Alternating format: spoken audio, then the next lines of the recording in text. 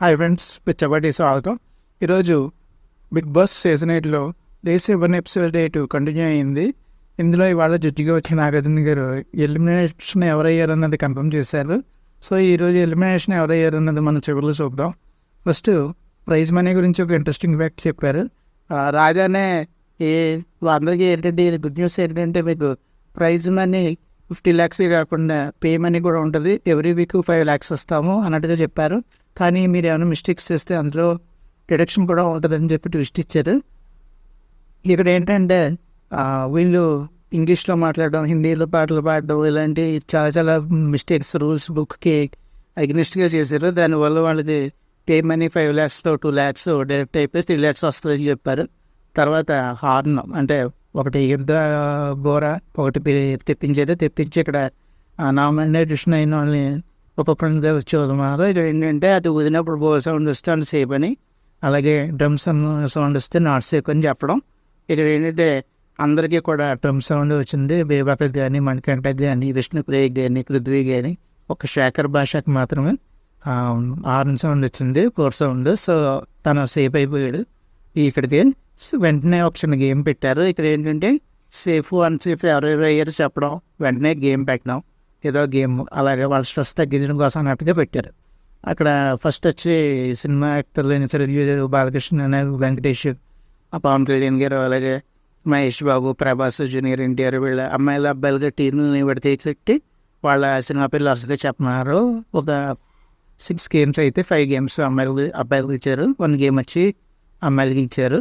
వెంటనే మళ్ళీ safe unsafe ఎవరు ఏదని చెప్పారనమాట. ఇక్కడ ఏంటంటే ఒక బాటిల్ ఇస్తామన్నారు. ఇందాక శేఖర్ భాష సేఫ్ అయిపోయాడు కాబట్టి మిగిలిన నామినేషన్ గెలిన కంటెస్టెంట్లకి ఆ బాటిల్స్ ఇచ్చి వాటిని ఓపెన్ చేయమన్నారు. అందులో ఏకనమాట ఫెదర్ ఏక, ఆరెంజ్ కలర్ వచ్చిన వాళ్ళు అన్సేఫ్, గ్రీన్ వచ్చిన వాళ్ళు సేఫ్.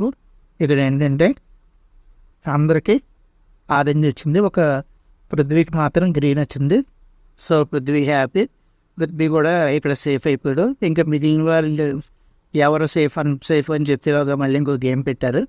ఇక్కడ ఏంటంటే కోన్ లాక్కుని గేమ్, మధ్యలో కోన్ పెట్టి అందరినీ కపుల్స్గా ఛానల్గా పెట్టి ఎవరు గెలుస్తారు అన్నది పెట్టారు. ఇక్కడ మణికంఠ నైనిక మీద గెలిచాడు, అలాగే పృథ్వీ విష్ణుప్రియ మీద గెలిచాడు, యష్మి నబిల్ మీద గెలిచింది, క్రేబక్ భాష మీద గెలిచింది, నిఖిల్ సోనియా మీద గెలిచాడు, ప్రేరణ ఆదిత్య మీద గెలిచింది, అలాగే సీత అభినయన్ మీద గెలిచింది. గేమ్ కంప్లీట్ అయిపోయిన తర్వాత మళ్ళీ నామినేట్ అయిన మణికంఠ, బేబక్క, విష్ణుప్రియ వీళ్ళు మిగిలిన ఉన్నారు. వీళ్ళలో సేఫ్ ఎవరు అన్సేఫ్ ఎవరని జ్యువెలరీ బాక్సింగ్ ఇచ్చారు. ఇక్కడ జ్యువెలరీ నగ రెడ్ కలర్ ఉంటే అన్సేఫ్, గ్రీన్ కలర్ ఉంటే సేఫ్. ఇక్కడ వచ్చి విష్ణుప్రియకి గ్రీన్ కలర్ జ్యువెలరీ వచ్చింది, మిగిలిన తను సేఫ్ అయిపోయింది. మిగిలిన ఇద్దరు అయిన మనకంటే బేబాకి రెడీ వచ్చినాయి, వాళ్ళిద్దరూ అన్సేఫ్ అనమాట. సో వీళ్ళిద్దరిలో ఒక ఎలిమినేట్ అవ్వబోతున్నారు, అది నెక్స్ట్ రౌండ్లో.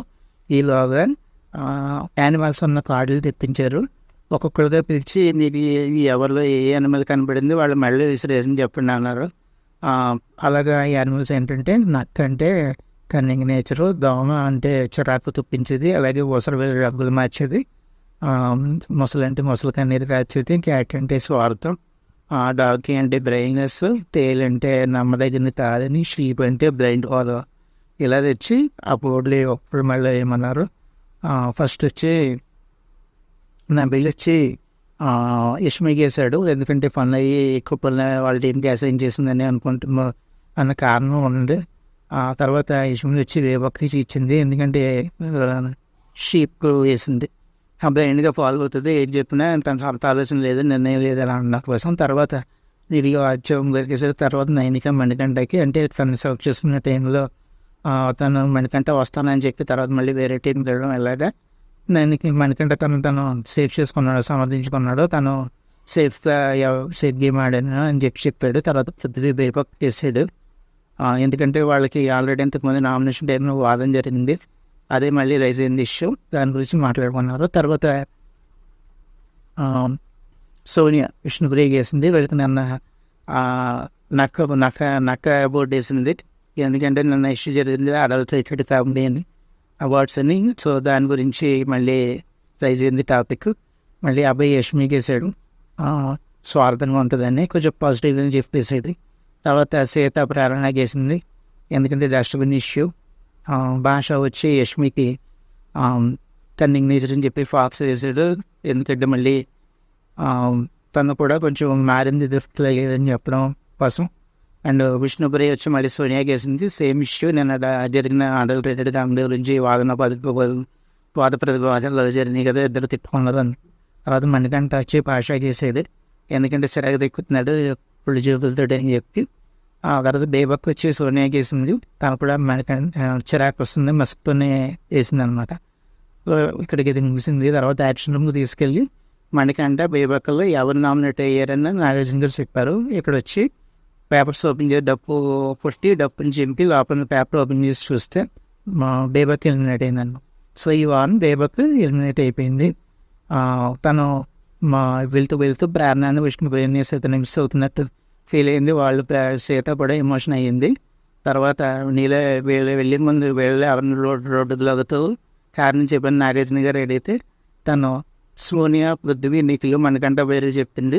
సో మణికంఠ కొంచెం పాజిటివ్గా చెప్పింది.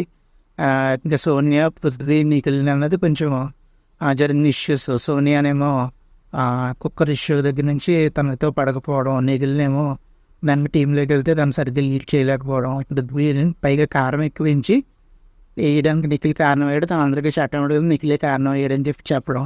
తర్వాత వచ్చి పృథ్వీనేమో టాస్క్ టైంలో నామినేషన్ చేయడం, అప్పుడు పృథ్వీకి తనకి వాట్సాప్ సెండ్ అవ్వడం, అది కొంచెం ఇంకా బేబక్ మర్చిపోలేకపోతుంది.